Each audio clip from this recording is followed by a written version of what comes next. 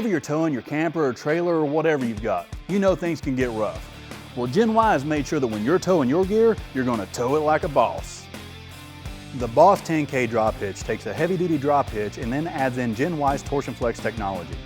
This combination and the fact that it's fully adjustable and can be dropped or raised 5 to 10 inches makes this thing a must-have.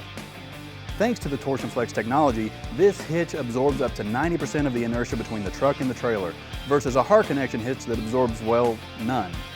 This ensures a smoother ride, and some customers have even reported improved fuel economy. This thing has a 10,000 pound towing capacity and can handle a tongue weight of 1,100 pounds. Torsion Flex technology works thanks to these rubber torsion arms, and it's made from heavy-duty steel so you know it's up for anything.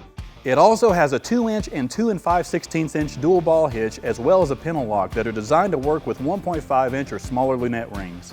And with 4 receiver slots, you can use the ball mount, pintle lock, and even Gen Y's hitch step at the same time. It works with 2-inch truck receivers and is compatible with all 2-inch attachments. It's also offered in a 2.5-inch shank.